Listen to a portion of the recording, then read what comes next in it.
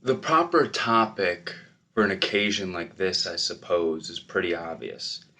It would be the question of how the media have handled the major story of the past months, the issue of the war on terrorism, so called, specifically in the Islamic world. Incidentally, by media here I intend the term to be understood pretty broadly, including journalists of commentary, analysis, and opinion. In fact, the intellectual culture generally. It's a really important topic. It's been reviewed regularly by FAIR, among others. However, it isn't really an appropriate topic for a talk, and the reason is that it requires too much detailed analysis. So, what I'd like to do is take a somewhat different approach to it and ask the question of how should the story be handled in accord with general principles that are accepted as guidelines, principles of fairness, accuracy, relevance, and so on. Let's approach this kind of thought experiment. Imagine an intelligent Martian. I'm told that by convention, Martians are males, so I'll refer to it as he. Suppose that this Martian went to Harvard and Columbia Journalism School and learned all kinds of high minded things and actually believes them. How would the Martian handle a story like this? I think he would begin with some factual observations that he would send back to the Journal on Mars. One factual observation is that the war on terrorism was not declared on September 11th. Rather, it was redeclared using the same rhetoric as the first declaration 20 years earlier. The Reagan administration, as you know, I'm sure, came into office announcing that a war on terrorism would be the core of U.S. foreign policy, and it condemned what the president called the evil scourge of terrorism. The main focus was state sponsored international terrorism in the Islamic world, and at that time also in Central America. International terrorism was described as a plague spread by depraved opponents of civilization itself, and a return to barbarism in the modern age. Actually, I'm quoting the administration moderate, Secretary of State George Shultz. The phrase I quoted from Reagan had to do with terrorism in the Middle East, and it was the year 1985. That was the year in which international terrorism in that region was selected by editors as the lead story of the year in an annual Associated Press poll. So, point one that our Martian would report is that the year 2001 is the second time that this has been the main lead story, and that the war on terrorism has been redeclared pretty much as before. Furthermore, there's a striking continuity. The same people are in leading positions. So Donald Rumsfeld is running the military component of the second phase of the war on terrorism, and he was Reagan's special envoy to the Middle East during the first phase of the war on terrorism, including the peak year 1985. The person who was just appointed a couple of months ago to be in charge of the diplomatic component of the war at the United Nations is John Negroponte, who during the first phase was supervising U.S. operations in Honduras, which was the main base for the U.S. war against terror in the first phase. In 1985, terrorism in the Middle East was the lead story, but terrorism in Central America had second rank as the story of the day. George Shultz, in fact, regarded the plague in Central America as what he called the most alarming manifestation of it. The main problem, he explained, was a cancer right here in our hemisphere. And we want to cut it out, and we better do it fast because the cancer was openly proclaiming the goals of Hitler's Mein Kampf and was just about to take over the world. And it was really dangerous. The danger was so severe that on Law Day 1985, President Reagan announced a state of national emergency because of, as he put it, the unusual and extraordinary threat to the national security and foreign policy of the United States posed by this cancer. Law Day, incidentally, is the day that in the rest of the world is commemorated as a day in solidarity with the struggles of American workers. In the United States, is a jingoist holiday, May 1st. The state of emergency was renewed annually until finally the cancer was cut out.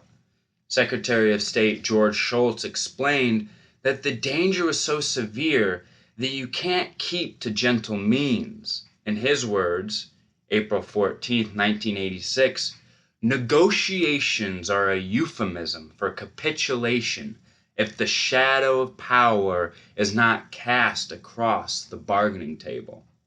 He condemned those who seek utopian legalistic means like outside mediation, the United Nations, and the World Court, while ignoring the power element of the equation. The United States had been, in fact, exercising the power element of the equation with mercenary forces based in Honduras under the supervision of John Negroponte. While it was successfully blocking pursuit of utopian legalistic means by the World Court, the Latin American countries, and of course the cancer itself, bent on world conquest. The media agreed. The only question that arose really was tactics. There was the usual hawk-dove debate. The position of the hawks was expressed pretty well by the editors of the New Republic, April 4th, 1984. They demanded, in their words, that we continue to send military aid to Latin-style fascists, regardless of how many are murdered, because there are higher American priorities than Salvadoran human rights or anywhere else in the region. That's the hawks. The doves argued, on the other hand, that these means were just not going to work, and they proposed alternative means to return Nicaragua, the cancer, to the Central American mode and impose regional standards on it. I'm quoting the Washington Post, March 14, 1986, March 19, 1986. The Central American mode and the regional standards were those of the terror states El Salvador and Guatemala, which were at the time massacring, torturing, and devastating in ways I don't have to describe. So we had to return Nicaragua to the Central American mode as well, according to the doves. The op-eds and editorials in the national press were divided on this roughly 50-50 between the hawks and the doves. There were exceptions, but they're literally at the level of a statistical error. There's material on this in print, and there's been for a long time if you want to take a look. In the other major region where the plague was raging at that time, in the Middle East, uniformity was even more extreme. Well, the intelligent Martian would certainly pay great attention to all of this very recent history, in fact, with remarkable continuity, so that the front pages on Mars would report that the so-called War on Terror is redeclared by the same people against rather similar targets, although, he would point out, not quite the same targets. The depraved opponents of civilization itself in the year 2001 were in the 1980s the freedom fighters, organized and armed by the CIA and its associates, trained by the same special forces who are now searching for them in the caves of Afghanistan. They were a component of the first war against terror and acting pretty much the same way as the other components of the war against terror. They didn't hide their terrorist agenda that began early on. In fact, in 1981, when they assassinated the president of Egypt and is continuing. That included terrorist attacks inside Russia, severe enough so that at one point they virtually led to a war with Pakistan. Although these attacks stopped after the Russians withdrew from Afghanistan in 1989, leaving the ravaged country in the hands of the U.S. favorites who turned at once to mass murder, rape, terror, generally described as the worst period in Afghanistan's history. They are now back in charge outside of Kabul. According to this morning's Wall Street Journal, January 22nd, 2001, two of the major warlords are now approaching what could turn out to be a major war. Let's hope not. All of this is headline news in the Martian press, along, of course, with what it all means to the civilization, what it all means to the civilian population.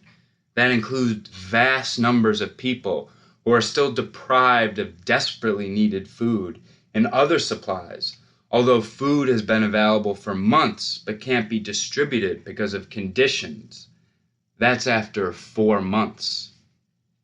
The consequences of that we don't know, and in fact we'll never know, because there's a principle of the intellectual culture that although you investigate enemy crimes with laser-like intensity, you never look at your own. That's quite important. So we can only give very vague estimates of the number of Vietnamese or Salvadorian or other corpses that we've left around. As I say this would be headlines on Mars. A good Martian reporter would also want to clarify a couple of basic ideas. First of all, he'd like to know what exactly is terrorism, and secondly, what's the proper response to it? Well, whatever the answer to the second question is, the proper response must satisfy some moral truisms, and the Martian can easily discover that these truisms are at least as understood by the leaders of the self-declared war on terrorism, because they tell us who constantly, that they are very pious Christians who therefore revere the Gospels and have certainly memorized the definition of hypocrite given prominently in the Gospels. Namely, the hypocrites are those who apply to others the standards that they refuse to accept for themselves. So the Martian understands then that in order to rise to the absolutely minimal moral level, we have to agree, in fact, insist that if some act is right for us, then it's right for others. And if it's wrong when others do it, then it's wrong when we do it. Now, that's the most elementary of moral truisms. And once the Martian realizes that he can pack up his bags and go back to Mars, because his research task is over, he would be unlikely to find a phrase, a single phrase in the vast coverage and commentary about the war on terrorism that even begins to approach this minimal standard. Don't take my word for it. Try the experiment. I don't want to exaggerate. You can probably find the phrase now and then way out at the margins, though very rarely. Nevertheless, this moral truism is recognized within the mainstream. It's understood to be an extremely dangerous heresy, and therefore it's necessary to erect impregnable barriers against it, even before anyone exhibits it, even though it's so rare.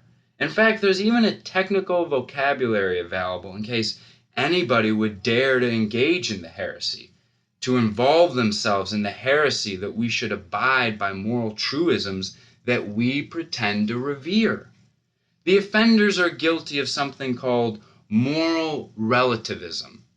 That means the suggestion that we apply to ourselves the standards we apply to others, or maybe moral equivalence, which is a term that was invented, I think, I think, by Janine Kirkpatrick to ward off the danger that somebody might dare to look at our own crimes. Or maybe they're carrying out the crimes of America bashing, or they are anti-Americans, which is a rather interesting concept. The term is used elsewhere only in totalitarian states, for example in Russia in the old days where anti-Sovietism was the highest crime. If somebody were to publish a book in Italy, say called The Anti-Italians, you can imagine what the reaction would be in the streets of Milan and Rome, or in any country where freedom and democracy were taken seriously. But let's suppose that the Martian isn't deterred by the inevitable tirades and stream of vilification, and suppose he persists in keeping to the most elementary moral truisms. Well, as I said, if he does that, then he can just go home. But suppose out of curiosity he decides to stay on and look a little bit further. So what will happen? Well, back to the question, what is terrorism? An important one. There's a proper course for a serious Martian reporter to follow to find the answer to that. Look at the people who declared the war on terrorism and see what they say terrorism is. That's fair enough. And there is in fact an official definition in the U.S. Code and Army manuals and elsewhere. It is defined briefly. Terrorism, as I'm quoting, is defined as the calculated use of violence or the threat of violence to attain goals that are political, religious, or ideological in nature through intimidation, coercion, or instilling fear. Well, that sounds simple. As far as I can see, it's appropriate. But we constantly read that the problem of defining terrorism is very vexing and complex, and the Martian might wonder why that's true. And there's an answer. The official definition of terrorism is unstable. It's unusable. It's unusable for two important reasons. First of all, it's a very close paraphrase of official government policy. Very close, in fact. When it's government policy, it's called low-intensity conflict or counterinsurgency. Incidentally, it's not just the United States. As far as I'm aware, this practice is universal. Just as an example, back in the mid-1960s, the RAND Corporation, the research agency connected with the Pentagon mostly, published a collection of interesting Japanese counterinsurgency manuals having to do with the Japanese attack on Manchuria in North China in the 1930s. I was kind of interested. I wrote an article on it at the time comparing the Japanese counterinsurgency manuals with U.S. counterinsurgency manuals for South Vietnam, which are virtually identical. That article didn't fly too well, I should say. Well, anyhow, it's a fact, and as far as I know, it's a universal fact. So that's one reason you can't use the official definition. The other reason you can't do it is much simpler. It just gives all the wrong answers, radically so, as to who the terrorists are. So therefore, the official definition has to be abandoned, and you have to search for some kind of sophisticated definition that will give the right answers, and that's hard. That's why you hear that it's such a difficult topic, and big minds are wrestling with it, and so on. Unfortunately, there is a solution. The solution is to define terrorism as the terrorism that they carry out against us, whoever we happen to be. And as far as I know, that's universal in journalism, in scholarship, and also I think it's a historical universal. At least I've never found any country that doesn't follow this practice. So fortunately, there's a way out of the problem. Well, with this useful characterization of terrorism, we can then draw the standard conclusions that you read all the time, namely that we and our allies are the main victims of terrorism, and that terrorism is a weapon of the weak. Of course, terrorism in the official sense is a weapon of the strong, like most weapons. But it's a weapon of the weak by definition once you comprehend that terrorism just means the terrorism that they carry out against us. Then, of course, it's true by definition that terrorism is a weapon of the weak. And so the people who write it all the time, you see it in the newspapers or journals, they are right. It's a tautology and by convention. Suppose the Martian goes on to defy what are apparently universal conventions, and he actually accepts the moral truisms that are preached, and he also even accepts the official U.S. definition of terrorism. I should say that by this time, he's way out in outer space. But let's proceed. If he goes this far, then there certainly are clear illustrations of terrorism. September 11th, for example, is a particularly shocking example of a terrorist atrocity.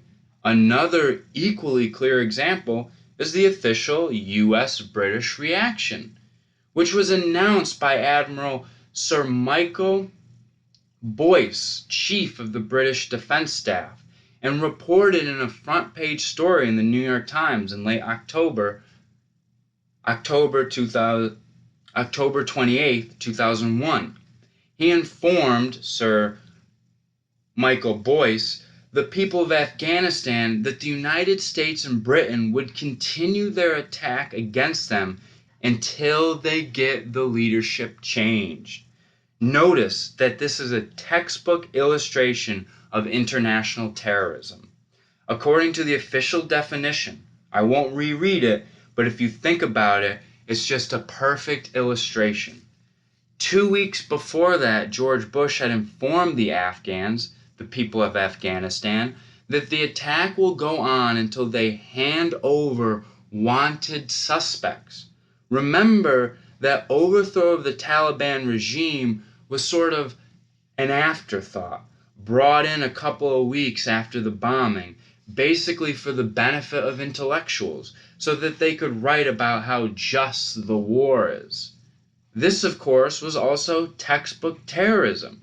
We are going to continue to bomb you until you hand over some people we want you to hand over. The Taliban regime did ask for evidence, but the U.S. contemptuously dismissed that request. The U.S. at the very same time also flatly refused to even consider offers of extradition, which may have been serious, may not have been, we don't know, because they were rejected. The Martian would certainly record all of this, and if he did a little homework, he would quickly find the reasons, adding many other examples. The reasons are very simple. The world's rulers have to make it clear that they do not defer to any authority. Therefore, they do not accept the idea that they should offer evidence. They do not agree that they should request extradition. In fact, they reject United Nations Security Council authorization, reject it flatly. The U.S. could easily have obtained clear and unambiguous authorization, but for pretty reasons. Not for pretty reasons, but it could have obtained it. However, it rejected that option. And that makes good sense. In fact, there's even a term for this in the literature of international affairs and diplomacy. It's called establishing credibility. Another term for it is declaring that we are a terrorist state, and you'd better be aware of the consequences if you get in our way. Now that's, of course, only if we use terrorism in its official sense, as it's defined in U.S. government legal code and so on, and that's unacceptable for reasons that I mentioned. Let's go back to the moral truism. According to official doctrine, which is almost universally accepted and described as just and admirable, and obviously so, the United States is entitled to conduct a terrorist war against Afghans until they hand over suspects to the United States, which refuses to provide evidence or request extradition, or in Sir Admiral Michael Boyce's later terms, until they change their leadership. Well, anyone who is not a hypocrite in the sense of the Gospels will therefore conclude at once that Haiti is entitled to carry out large-scale terrorism against the United States until it hands over a murderer, Emmanuel Constant, who has already been convicted of leading the terrorist forces that had the major responsibility for 4,000 to 5,000 deaths. No question about the evidence in this case. They've requested extradition repeatedly, most recently on September 30th, 2001, right in the midst of all the talk about Afghanistan being subjected to terrorism if it doesn't hand over suspected terrorists. Of course, that's only 4,000 or 5,000 black people. I guess it doesn't count quite as much.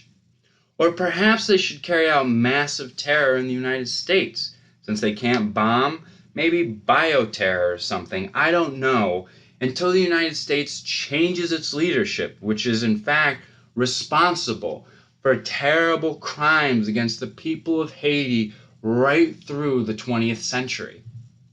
Or certainly, keeping now to moral truisms, Nicaragua is entitled to do the same, incidentally targeting the leaders of the redeclared war on terrorism, the same people often.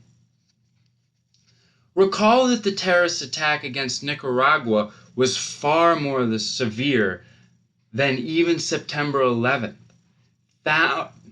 Tens of thousands of people were killed in Nicaragua. The country was devastated. It may never recover. Also, this happens to be an uncontroversial example. So we don't have to argue about it. It's uncontroversial because of the judgment of the International Court of Justice, the World Court, condemning the United States for international terrorism, backed up by the United Nations Security Council, in a resolution calling on all states to observe international law, mentioning no one, but everyone knew who they meant, vetoed by the United States, with Britain abstaining.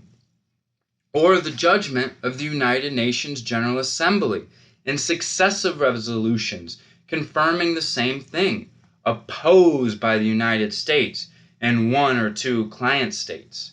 The World Court ordered the United States to terminate the crime of international terrorism, to pay massive reparations. The U.S. responded with a bipartisan decision to escalate the attack immediately. I have already described the media reaction. All of this continued until the cancer was destroyed, and it continues right now. So in November 2001, there was an election in Nicaragua, right in the middle of the war on terrorism, and the United States radically intervened in the election. It warned Nicaragua that the United States would not accept the wrong outcome, and even gave the reason. The State Department explained that we cannot overlook Nicaragua's role in international terrorism in the 1980s, when it resisted the international terrorist attack that led to the condemnation of the United States for international terrorism by the highest international authorities. Here, all of this passes without comment in an intellectual culture that is simply dedicated passionately to terrorism and hypocrisy. But I guess it might have had some headlines in the Martian press. You might look and see how it was treated here. You might also incidentally try out your favorite theory of just war in this uncontroversial case. Nicaragua, of course, had some defense against the U.S.-run international terrorism being carried out against it under the pretext of a war on terrorism. Namely, Nicaragua had an army. In the other Central American countries, the terrorist forces that were armed and trained by the U.S. and its clients were the army. So not surprisingly, the terrorist atrocities were far worse. That's the Central American mode that the doves said we had to return the cancer to. But in this case, the victims weren't the state, and therefore they should not appeal to the World Court or to the Security Council for judgments that would be rejected, tossed into the ash can of history, except maybe on Mars. The effects of that terror were long-lasting. Here in the United States, there's a good deal of concern, very properly as a matter of fact, about the very wide-ranging effects of the terrorist atrocities of September 11th. So, for example, there's a front-page article in the New York Times, January 22nd, 2002, about the people who are beyond the reach of benefits for that tragedy that they suffered.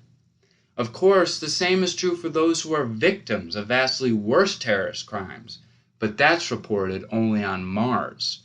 So you might try to find the report, say, of a conference run by Salvadoran Jesuits a couple of years ago.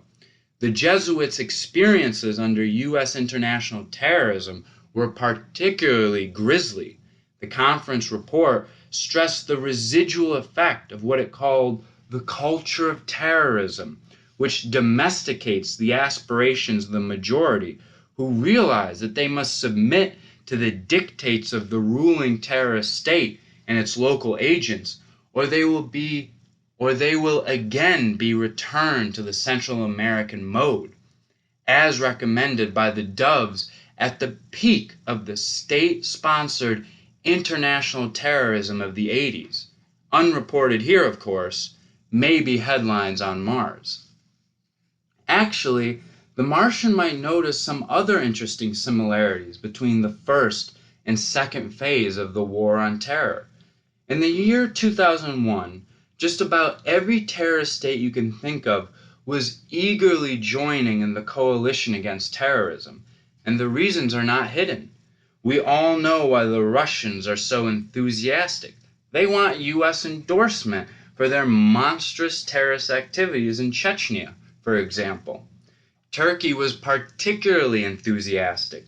They were the first country to offer troops, and the Prime Minister explained why. This was in gratitude for the fact that the United States alone was willing to pour arms into Turkey, providing 80% of their arms in the Clinton years, in order to enable them to expedite some of the worst terrorist atrocities and ethnic cleansing of the 1990s. And they are very grateful for that. And so they offered troops for the new war on terrorism. Incidentally, none of this counts as terrorism, remember, because by the convention, since we're carrying out, it's not terrorism. And so on down the list. I won't go through the rest. And the same, incidentally, was true of the first phase of the war on terrorism. So the announcement by Admiral Sir Michael Boyce that I quoted was a close paraphrase of words of the well-known Israeli statesman Abba Eban in 1981. That was shortly after the first war against terrorism was declared. Abba Eban was justifying Israeli atrocities in Lebanon, which he acknowledged were pretty awful, but justified, he said, because there was a rational prospect that affected populations would exert pressure for a cessation of hostilities. Notice that's another textbook illustration of international terrorism in the official sense. The hostilities that he was talking about were at the Israeli-Lebanon border, overwhelmingly Israeli in origin, often without even a pretext, but backed by the United States. So therefore, they're not terrorism by convention, and they're not part of the history of terrorism. At the same time, with decisive U.S. support, Israel was carrying out attacks in Lebanon, bombing and other atrocities to try to elicit some pretext for a planned invasion.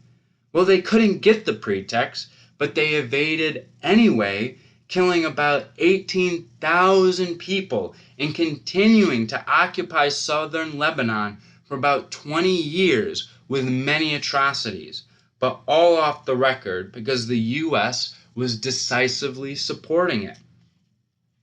All of this peaked the post-1982 attack in 1985, and that was the peak year for U.S.-Israeli atrocities in southern Lebanon, what were called the Iron Fist operations.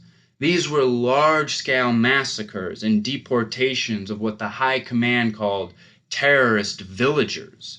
These operations under Prime Minister Shimon Peres are one of the candidates for the prize of the worst international terrorist crime in the peak year of 1985. Remember, when terrorism was the leading story of the year. There are other competitors. One of them, also in early 1985, was a bombing in Beirut, a car bombing. The car bombing was outside a mosque, timed to go off just when everybody was leaving to ensure the maximum number of casualties. It killed 80 people and wounded more than 250, according to the Washington Post, which gave a pretty grisly account of it. Most of them were women and girls, but it was a heavy, strong bomb, so it killed infants in their beds and all kinds of other atrocities. But that doesn't count because it was organized by the CIA and British intelligence, so therefore it's not terrorism. So that's not really a candidate for the prize.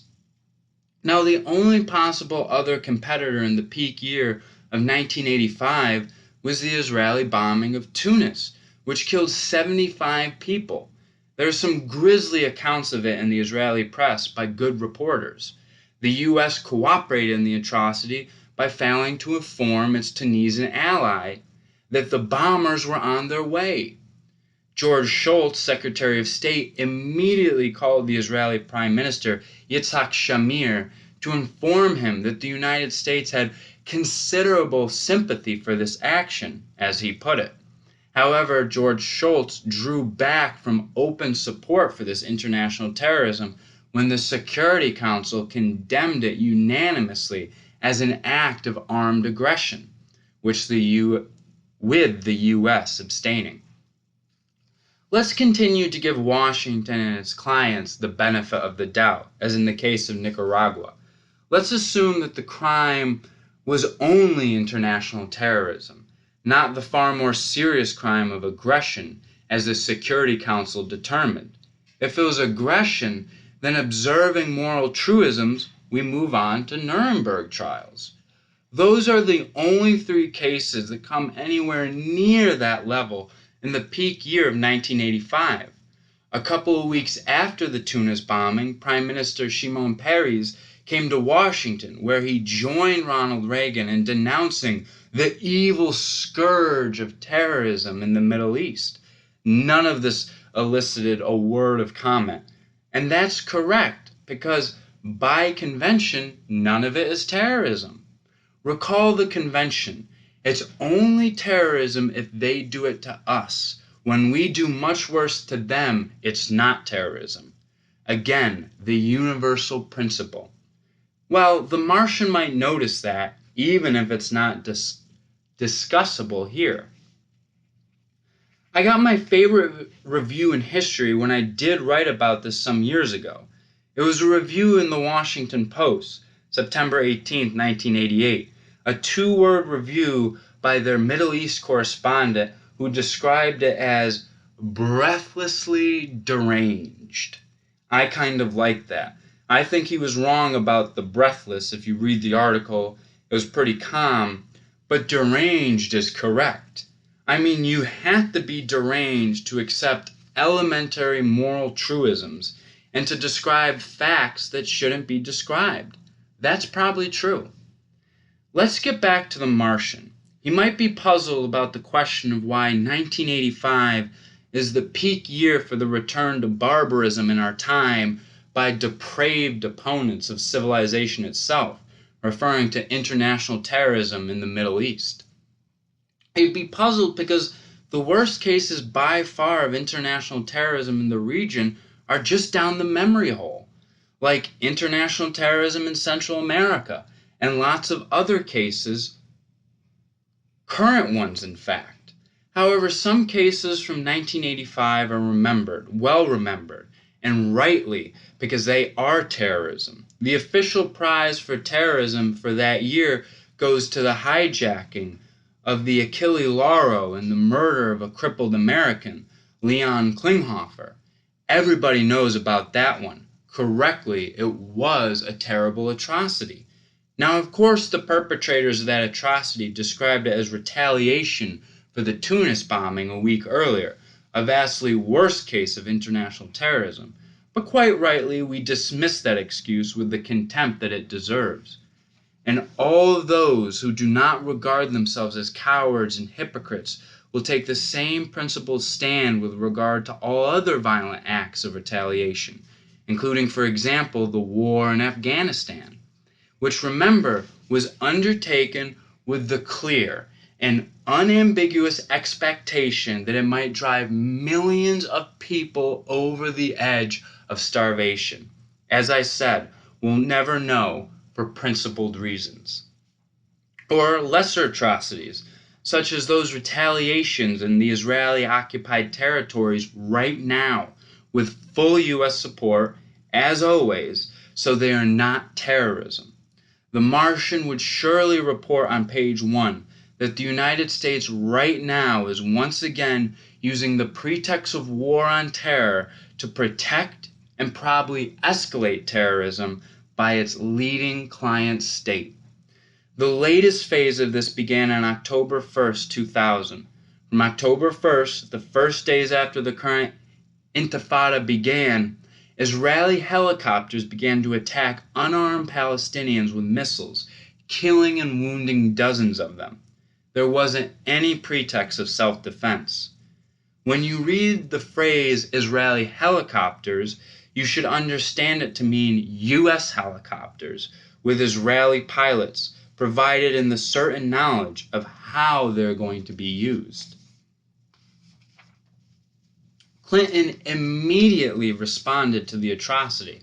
On October 3rd, 2000, 2 days later, President Clinton arranged to send Israel the largest shipment of military helicopters in a decade, along with spare parts for Apache attack helicopters that had been sent in mid-September. The press cooperated by refusing to report any of this. Not failing notice, but refusing. They knew all about it. Last month, the Martian press would certainly have headlined Washington's intervention to expedite the further escalation of the cycle of terror there. On December 14th, the U.S. vetoed a Security Council resolution calling for implementation of the Mitchell proposals and sending international observers to monitor reduction of violence. It went at once to the General Assembly, where it was opposed by the U.S. and Israel also. Therefore, it disappears, and you can check the coverage. A week earlier, there was a conference in Geneva of the high contracting parties of the Fourth Geneva Convention, who are obliged by solemn treaty to enforce it. The convention, as you know, was instituted after World War II to criminalize the atrocities of the Nazis. The convention strictly bars virtually everything the U.S. and Israel do in the occupied territories, including the settlements that were established and expanded with U.S. funding and full support, increasing under President Clinton and Barack during the Camp David negotiations. Israel alone rejects this interpretation. When the issue came to the Security Council in October 2000, the U.S. abstained, apparently not wanting to take such a blatant stand in violation of fundamental principles of international law, particularly given the circumstances of their enactment. The Security Council therefore voted 14-0 to call upon Israel to uphold the Fourth Geneva Convention, which it was again flagrantly violating. Pre-Clinton, the U.S. had voted with the other members to condemn Israel's flagrant violations of the convention. That's consistent with the Clinton practice of effectively rescinding international law and earlier UN decisions for Israel-Palestine. The media tells us that Arabs believe that the convention applies to the territories, which is not false, although there's kind of an omission: the Arabs and everybody else. The December 5th, 2001 meeting, including all of the European Union, reaffirmed the applicability of the convention to the territories, the illegality of settlements, called on Israel, meaning the U.S. and Israel, to observe international law. The U.S. boycotted the meeting, thereby killing it. You can check the coverage again. These acts again contributed to the escalation of terrorism there, including its most severe component, and the media contributed in the usual way. Suppose finally that we join the Martian Observer and we depart from convention radically. We accept moral truisms. If we can rise to that level, we can then, and only then, honestly raise the question of how to respond to terrorist crimes. One answer is to follow the precedent of law-abiding states, the Nicaraguan precedent, for example. Of course, that failed because they ran up against the fact that the world is ruled by force, not by law. But it wouldn't fail for the U.S. However, evidently, that's excluded. I have yet to see one phrase referring to that precedent in the massive coverage of the last couple of months. Another answer was given by Bush and Admiral Sir Michael Boyce, but we instantly reject that one because nobody believes that Haiti or Nicaragua or Cuba and a long list of others around the world have the right to carry out massive terrorist attacks against the United States and its clients, or other rich and powerful states. A more reasonable answer was given by a number of sources, including the Vatican, and was spelled out by preeminent Anglo-American military historian Michael Howard last October. Actually, it's published in the current issue of Foreign Affairs, January-February 2002. That's the leading establishment journal. Now, Michael Howard has all the appropriate credentials, a lot of prestige. He's a great admirer of the British Empire, even more extravagantly of its successor in global rule, the U.S. So he can't be accused of moral relativism or other crimes. Referring to September 11th, he recommended a police operation against a criminal conspiracy whose members should be hunted down and brought before an international court, where they could receive a fair trial and, if found guilty, be rewarded an appropriate sentence. That was never contemplated, of course, but it sounds kind of reasonable to me.